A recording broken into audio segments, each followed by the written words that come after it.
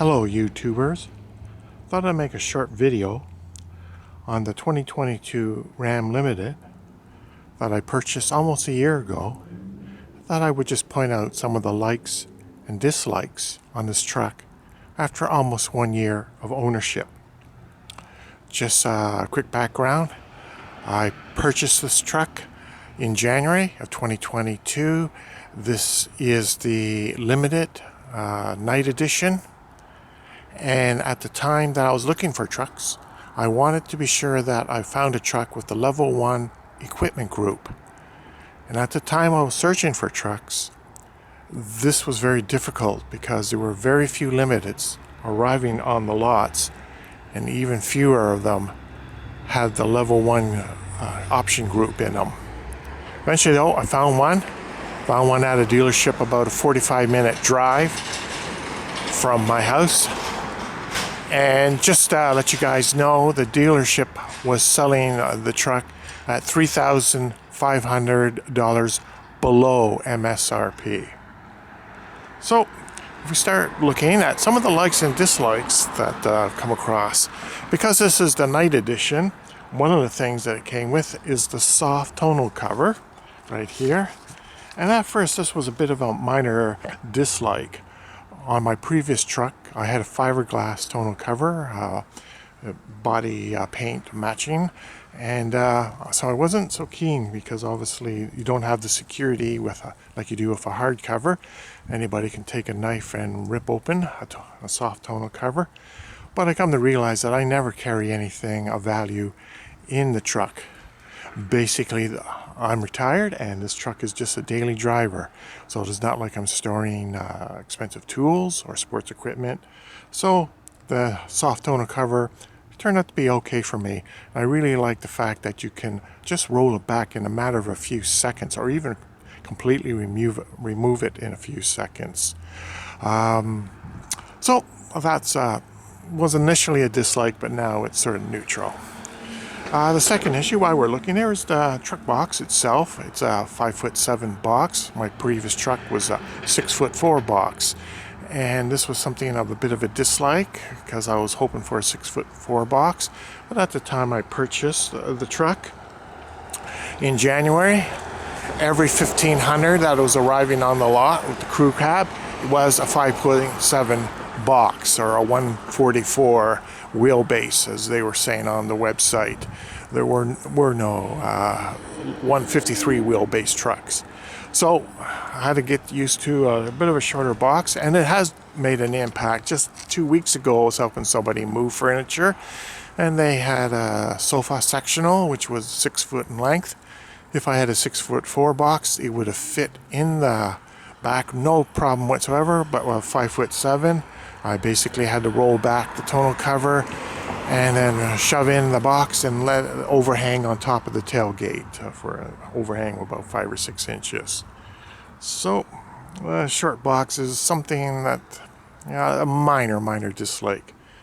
While we're looking at the gas cap here, of course, this has the V8 Hemi, and so it takes the 89 octane fuel, which where I live here in Canada is 20 cents per liter more expensive than the 87 octane. So fuel prices are higher, and of course mileage isn't that great. That's not a concern for me though, because I don't drive very much, a great distance. Could be a concern to people who are going to put a lot of miles on the truck. But it is what it is, I guess. The last thing just back here, we got the Pirelli tires. These are great. These are all seasonal and they're great on the pavement, dry pavement. But I don't think these will be the greatest tires once you get some snow and ice on the ground. Again, being retired, I don't have to go out when the weather's bad. I'll just stay in the house and hibernate.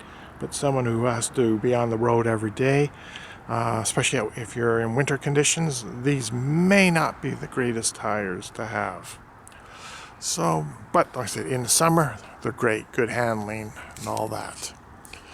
So then, one of the things I just mentioned, there was a short box. The truck itself is pretty long in the crew cab. And you can see here, it takes up a good chunk of the driveway. And what I have noticed is that in some of the newer subdivisions where they're building townhouses on very small properties, these are like 24-foot width properties, maybe 100 feet in length, the driveway on these properties is very short. And as a result, large vehicles like trucks don't fit in the driveway actually. They overhang onto the sidewalk. And if your vehicle overhangs on the sidewalk where I live, that will get you a ticket. So that can be an issue for anybody who's wanting to buy a truck and they have a very short driveway in one of these new subdivisions. I think one of the workarounds for these people is that they're opening the garage door. These houses have a single car garage. They open the garage door and they back the truck in so that the truck bed about 2 or 3 feet is inside the garage, and that allows them to clear the sidewalk. So that's another issue they might be aware of. One thing that I really like on this is you just have to touch the door handle, and for the truck to unlock, you don't have to push a button. And then, of course, the running boards pop out from underneath. So that was great because about 7 weeks ago, I was buying a new end line, and the dealer gave me the fob to the car and said, go out and take it for a run. I walked up to the car with the fob in my pocket, put my hand on the door handle, nothing happened. I'm thinking, Jesus, the battery dead? Then I realized in order to get in, you had to push a button. But here on the truck, nothing. As soon as you put your hand on the door handle, you have you open your doors. We open the back. Here's another real big like. Tremendous amount of room in the back seat. These seats, back seats here, are both heated and cooled. That's a like. They also are reclining seats. You got absolutely ton of leg room. And of course the seats fold up. And when the seats fold up, you've got a ton of cargo space back there. So that is a real positive. Of course, under the floor mats, you have those little compartments as well that you've seen on other videos. As well, the backseat people, in addition to heat and cool seats, they got their own USB ports. They can have their own direction on the vents. And they got their own cup holders. Let me get on the inside for a sec.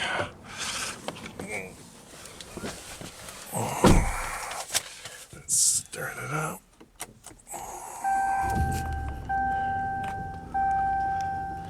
So, let's turn the radio down. Now, when we're on the inside, there is a major dislike.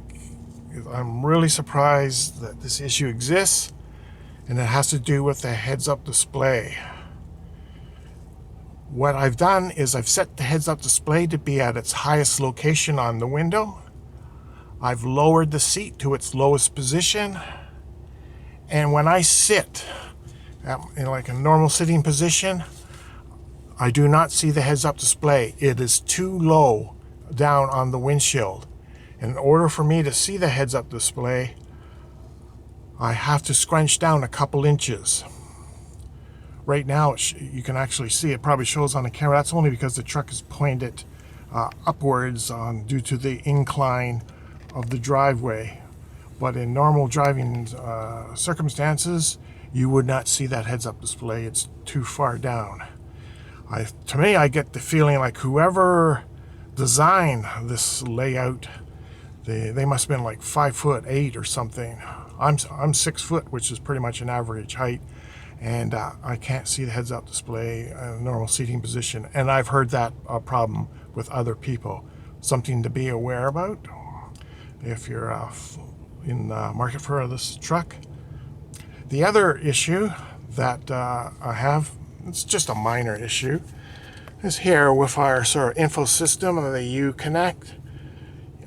When you're driving, the screen is almost like at a 45-degree angle, and it can make it tough sometimes to find the right button to push when you're driving along and you need to do something like it could be the heated steering wheel or perhaps the heated seat, something of that nature that cannot be controlled through the voice commands. So it would be really great if you were able to pivot the screen like 45 degrees towards the driver's seat. That would make things a heck of a lot easier. So that's a sort of a minor dislike, but it's something that, I think would be really nice if you could pivot that screen to make it easier for the driver. So one of the I just mentioned some voice commands. So one feature that I really like on this truck, it's really good, is of course the voice commands. I'm just going to jump over there. So we go, "Hey Ram, set the temperature to 22 degrees. I've set the temperature to 22 degrees. Hey Ram, set the fan speed to 4. I've set the fan speed to 4. So that's great. Now I'll just turn the fan speed down so we don't hear it so much. I'm going to turn these voice commands are great when you're driving, and you can set things like your temperature and all that, navigation, phone calls. Don't have to touch a button, simply just talk. And your commands are fulfilled for you. So that is a real big like, those sort of natural voice commands that you can do in the truck. The other thing that I really like as well is the digital mirror. That's fantastic. So when you've got passengers in the back seat, you're not seeing their heads. You've got a clear view of the back, what's behind you, and that's excellent. As I mentioned earlier on too, that I wanted the truck with the level 1 equipment group, and so that's the group with all the electronics. So that's your HUD, which I can't see, the digital mirror, the parking assist, collision avoidance, and all that. Those features I think are really worth it. They cost an extra few $1,000s, but they're really worth it if you can find a truck that have them. I'm noticing that many of the Ram Limiteds do not have that option, and it's probably due to the chip shortage. Another thing I really like is the 12 volt up here on the dash. It's great for any dash cams or anything like that. That is really, really convenient, having that 12 volt up on top of the dash. Definitely great thing to have. So one other thing, right here, of course, in the 2022 model, we have a sort of analog dash. There is a screen in the center, and it's my understanding for the 2023 model, which I believe is going to be called the Elite, the cluster will be 100% digital. But I'm kind of liking this. Of course, you can change the colors, the background colors on those gauges. You have sort of a theme, I guess they call it, a color theme that changes a few like the cluster and your info system, all that. Also, on this thing, that the ride is excellent for a truck. Very smooth and a very quiet ride. It's incredible how smooth and quiet it can be. Now, it's my understanding the truck has noise cancellation, which is built into their sound system. The sound system is Harman Kardon, 19 speakers, 900 watts. And what I've heard is that some people do not really like the sound system that much, and they tend to upgrade the speakers. And when they upgrade the speakers, they encounter a hum or a buzzing sound, which is part of the noise cancellation, and they have to deactivate the noise cancellation. I think there is a workaround for that. Some guys are doing some rewiring. But for myself personally, I'm not going to touch the sound system, the speakers. Everything is good the way it is. So one thing here, right now you can see we're playing a USB. There was a bit of an issue when I first got the truck. Quite often the USB would not be recognized when you start up the truck. So in order to get around that, you would have to pull the USB out of the USB stick out of the plug there and put it back in for it to be recognized. But there was an over-the-air update with the Uconnect system there, and I guess around March. And since that update, I've never had that problem. But I find that for me personally, the audio system is very good, and I don't see myself really changing anything. So also with this, it came with 1 year Sirius XM, which I do not use. I don't use the FM radio or anything like that. I'm just using the music that's on the USB stick. Obviously, there's no CD player as well. So the other issue is you can get what's called Sirius Guardian. Now, when you first buy the truck, it's free for 1 year. Where I live, after 1 year, you're paying $34 a month. And that's pretty pricey. And that the only feature on that I would like, really, is that it can tell you where your truck is. Well, it won't tell you.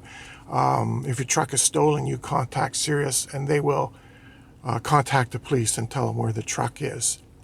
And I imagine that feature does work because there were 3 Ram Limiteds stolen in my general neighborhood in the same night there last month, and all 3 were recovered within a couple of hours. And that's probably due to just GPS tracking. They knew exactly where the truck was. So, and in my case, what I've done as well here is I've got some Samsung tags, both hidden on the exterior and interior of the truck. So that's another way for tracking the truck if it was stolen. Also, one thing that I do is the fobs for the truck I keep in a Faraday box. Another technique for stealing the automobiles out of people's driveways is 2 people arrive. One person is holding an aerial up to the front door trying to detect the signal from the fob, while the other person has a piece of equipment that the signal of the fob is relayed to, which allows them to get into the truck and start it, and then they drive away. So with a vehicle this expensive, you kind of need to make sure you keep your fobs in a Faraday box. So that's some of the sort of likes and dislikes very quickly. I don't want to keep the video too long on this truck. Overall, I'm very satisfied with the truck. I'm really glad I bought it, and I would recommend it to somebody. Of course, it's a little bit expensive, especially up here in Canada. Once it's fully loaded, you're getting close to 100K. So, and the TRXs are over 100K. But great truck. Glad I bought it. So I hope maybe some of the points that I mentioned here on likes and dislikes may assist you if you're in a market currently for a truck. Thanks for watching, and have a great day. Just a little quick update. A couple weeks ago, I did a video on the 2022 Sonata N-Line, which I bought. This car is now almost 7 weeks old, and it has already had its first recall. Recalls on the clutch. So, it didn't take long. I mean, of course, being a Hyundai, it's going to be recalled 3 or 4 times over the life of the car, that's for sure. Well, at least this time it's not the engine, it's the clutch. Anyway, thanks for watching.